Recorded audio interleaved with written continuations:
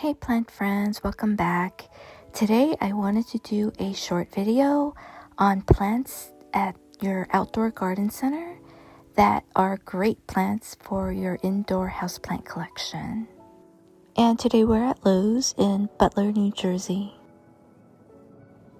And the first plant we have here is a type of alocasia. It's priced at $6.98. I'm not too sure what type this is, but it might be the one that they call the elephant ear. And I know that the elephant ears grow very, very large. But what you can do is you can save the corms and replant them in the spring. So that would be a nice way to have them come back every year, in case you don't have enough space in your home to keep an enlarged elephant ear. And this one here is a bird of paradise. I purchased one last year from Walmart, and it was actually $1 cheaper, and it was also by the same company. I don't know if the price went up, or maybe if you check your Walmart, it might be a little bit cheaper there. This one is the Dracaena marginata, and there are about 2 or 3 plants in each of those pots, so that is a very good deal, right? And here is a cordyline, looking really pretty, and this is something you can keep indoors also year round as long as you give it enough light. So these are all for $6.98.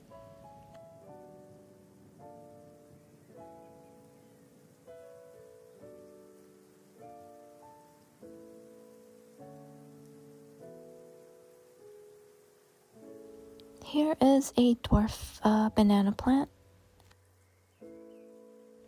I know people who can grow this outdoors in the summertime, and come fall they bring it back in and put it under a really, really strong grow light, and they actually survive and they thrive actually. Other plants they have here are some lemon trees. There's an olive here, some oranges. One I see that is a blood orange, limes. And the price for those trees, they're all for $29.98. And the section here, I'm looking at the Coleus. They go for $3.98, and I believe they are for a pack of 4. Coleus are very, very, very easy to grow and to propagate.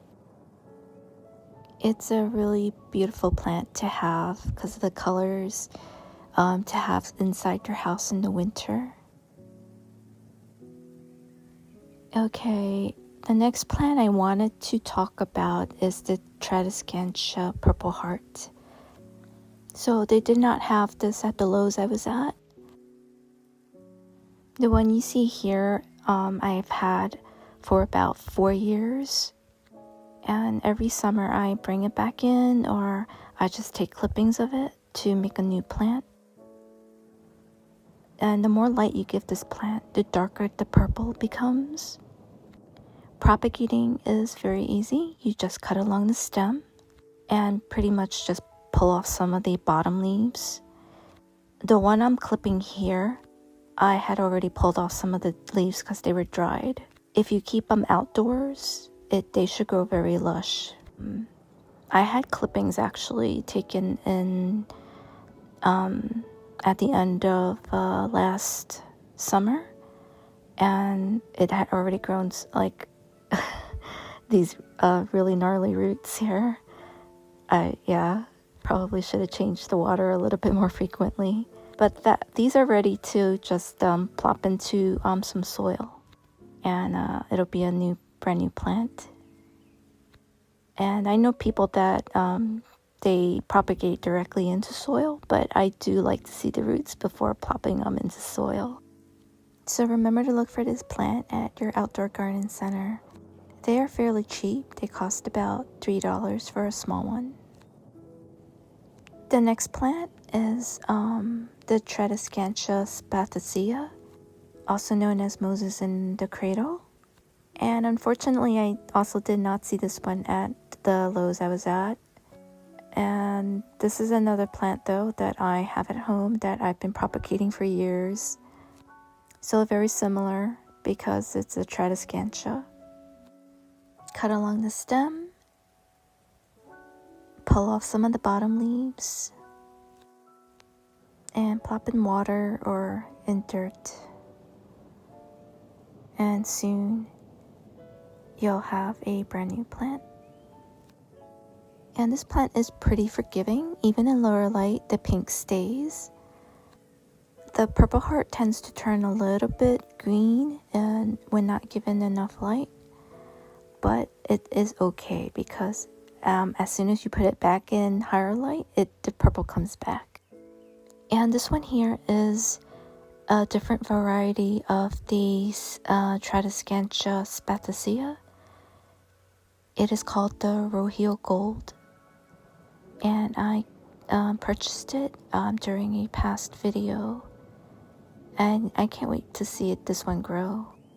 I'm sure I'll be propagating this one for years also. So we saw the Coleus earlier in the video. This is my Coleus at home that I overwintered. I just wanted to show you guys how it looks like if you keep it indoors for the winter. The plant started to grow lanky and started to flop over the edge of the pot, so I did put some stakes in there to help keep it upright. This is my first time propagating Coleus, but from what I read, it is very simple. You cut along the stem underneath a set of leaves, and you pluck some of the leaves from the stem there. And pretty much the roots should be growing from the nodes located there. And you can also propagate in water or directly into soil. So there we have it. Those are my picks for outdoor plants for the indoor gardener. My name is Hani, and I will see you next time. Bye bye.